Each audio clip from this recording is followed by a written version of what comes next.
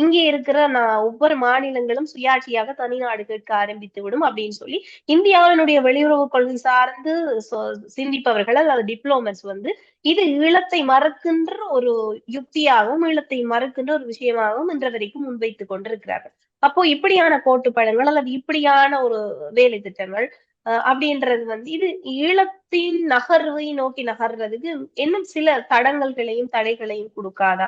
ஏனென்றால் இந்த அரங்கத்துல வந்து ஒரு ஒரு தமிழ்நாட்டினுடைய கொடியும் ஏற்றப்பட்டிருந்தது.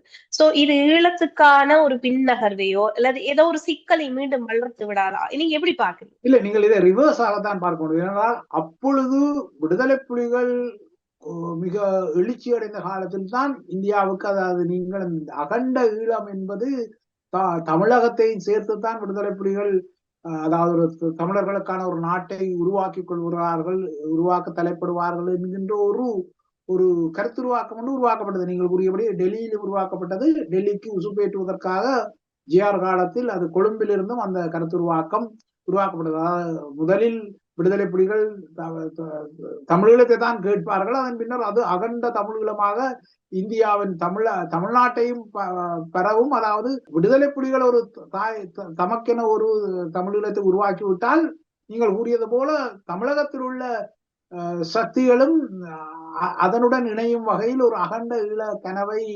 நனவாக்க தலைப்படுவார்கள் என்கின்ற ஒரு கருத்துருவாக்கம் இருந்தது. ஆனால் அந்த கருத்துருவாக்கத்துக்கு ஏற்கனவே தேசிய தலைவர் மிக தெளிவான விடையை பல இடங்களுக்கு முதலே அறிவித்து விட்டார். ஆகையால் இப்பொழுது நீங்கள் சொல்வது ரிவர்ஸ் ஆகும். இப்பொழுது